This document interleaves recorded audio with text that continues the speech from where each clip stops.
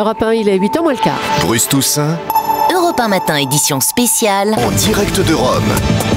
Après le choc, place à la réflexion. À quoi va ressembler la succession de Benoît XVI? Qui va lui succéder d'ailleurs? Et avec quelle politique? On en parle en direct de Rome, à quelques pas du Vatican, avec les invités d'Europe 1 Matin, le père Alain de la Morandais et notre fil rouge, notre grand témoin dans cette matinale spéciale. J'ai également à mes côtés le journaliste de La Croix qui a la gentillesse de nous accompagner et d'être avec nous pour cette matinale exceptionnelle ici. Je rappelle que La Croix fait toute sa une évidemment pour consacrer à cet événement. Le père Laurent Mazas est avec nous. Bonjour. Bonjour. Vous travaillez au ministère de la Culture du Vatican.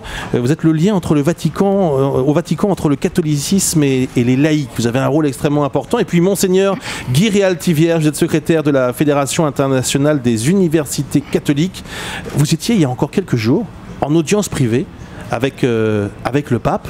Il vous avait tenu au courant de sa décision d'ailleurs? Non, absolument pas. Absolument pas. Non, il vous a pas fait de confidence à ce moment-là. Absolument pas. Mais vous avez été forcément moins surpris que nous. Oh, j'étais aussi surpris que, quand même, que vous tous. Malgré le fait que vous étiez à ses côtés il y a encore quelques jours. La surprise est une chose, l'étonnement est une autre, comme on le disait tout à l'heure.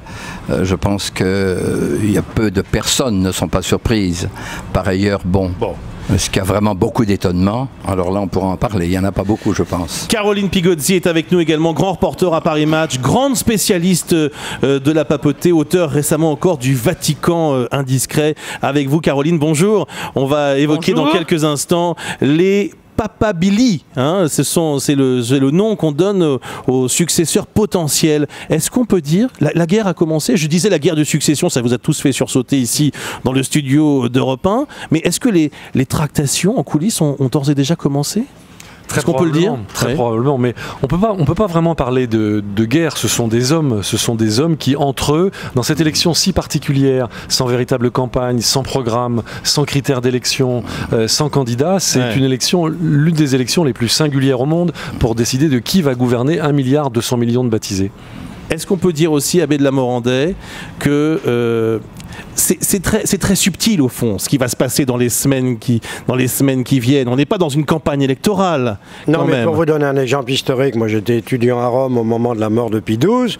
J'ai vu au séminaire français les cardinaux français et allemands se réunir. Ils préparaient le conclave et ils ont participé à l'élection de Roncalli qui est devenu Jean XXIII. Mais est-ce qu'il y a une campagne?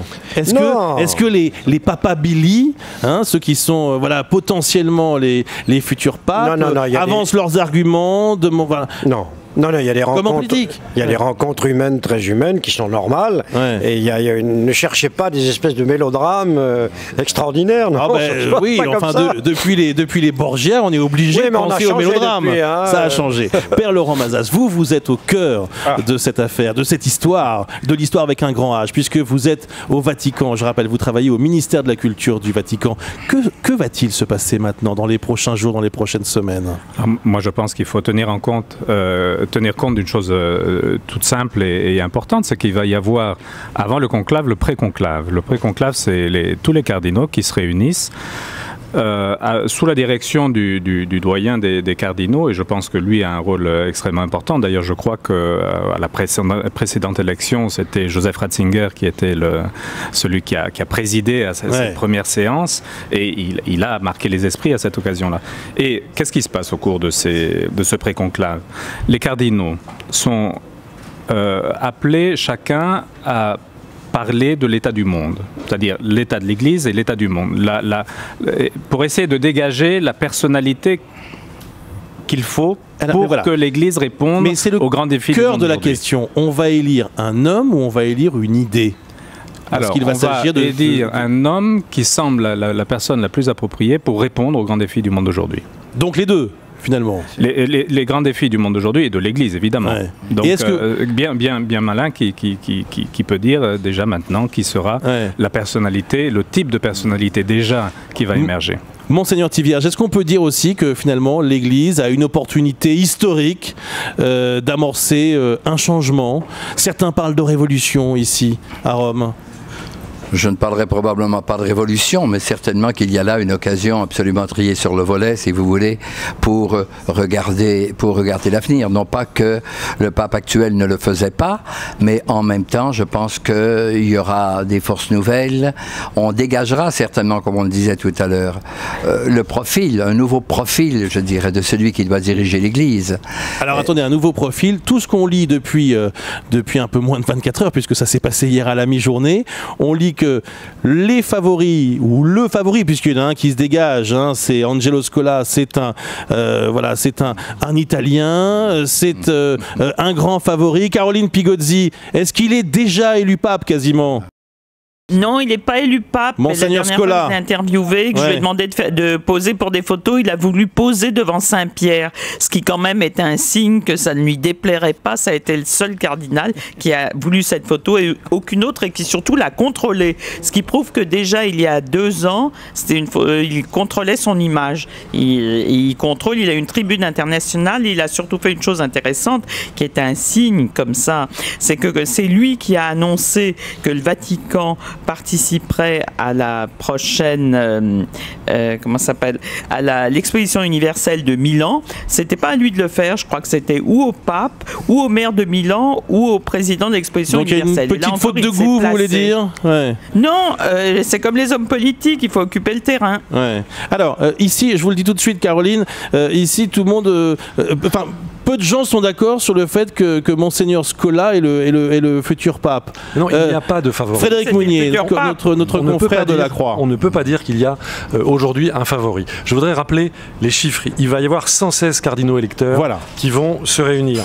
Là-dessus, il y a 60 Européens, dont 28 Italiens. Ça veut dire qu'il y a une prédominance, à mon avis, surproportionnée des cardinaux européens par rapport à la réalité de l'Église. Aujourd'hui, le catholique moyen, il est brésilien, il est nigérian, il est philippin, il n'est plus européen. Voilà l'un des grands enjeux de ce conclave à venir, avec cette question du poids trop important de l'Italie dans les affaires du Vatican, dans le collège des cardinaux. Alors là, on est face à un des grands défis de l'Église pour ce 21e siècle, effectivement. C'est le poids de la tradition italienne, romaine, et puis la mondialisation.